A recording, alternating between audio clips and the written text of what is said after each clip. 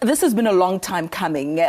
Talk to us a little bit about the before and after, the integrated reporting and how it's a game changer. Integrated reporting, really, one would say it's a new way of corporate reporting.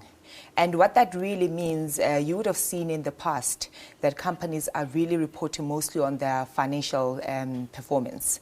And now we'll see companies reporting more integrated or telling a story that is a bit more integrated from their strategy into their governance as well as their financial performance. And they will be weaving all of that together and telling the story to the investor and stakeholders.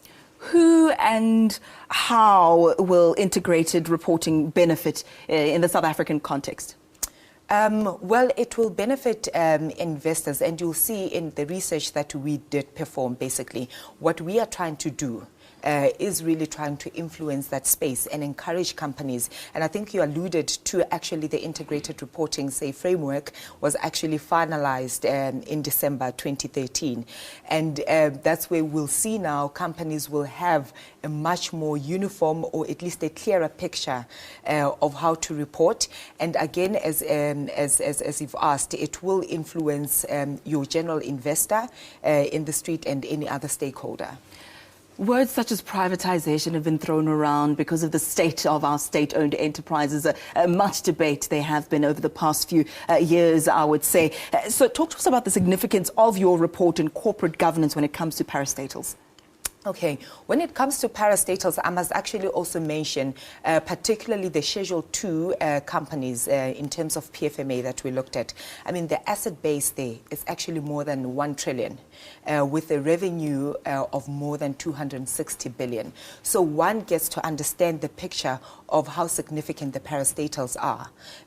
Particularly as well globally, we understand that they actually contribute about 40% of the GDP globally. So parastatals are really important in that context. So when it comes to integrated reporting, we want to encourage them as well to then disclose appropriately in a manner that any investor and any stakeholder can easily understand what it is the value proposition for a company or how the company basically will be adding value to an investor and a stakeholder. Are you in a position to perhaps give us some information on some of the companies that you reported on and how they fared in the report? Yeah. And I'll comment, I think, overall. When we at Nkonki started with integrated reporting, specifically for state-owned companies, we started in 2011 doing the research to see how they are disclosing, basically. And now we started with an average percentage there of overall scoring of 40.6%. It increased last year, overall scoring to 46%.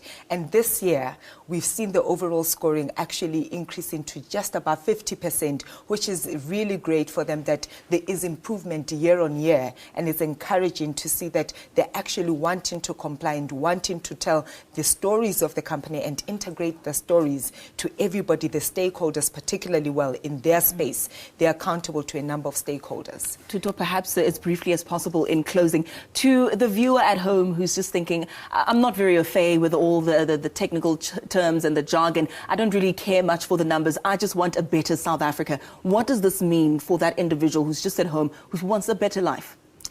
And really what it means is that you will now get to understand the real story about a company, starting from strategy, the sustainability of a company, the financial performance of a company, and those stories will come through in a form of this integrated reporting and from start to finish, and we can see basically the integration throughout the report. The story will be better understood by the man in the street. We'll have to leave it there. Thank you so much for joining us. I really did enjoy this conversation. We'll have to leave it, as I said, for now. Thuto Masasa is an audit partner at Nkonki Incorporated. She's also a contributor to the report that we were speaking about now. That has been a long time coming. We'll have to leave it as again. This is the third time I'm saying leaving it there. Maybe because deep down inside I want to continue talking about it. But let's take a look at your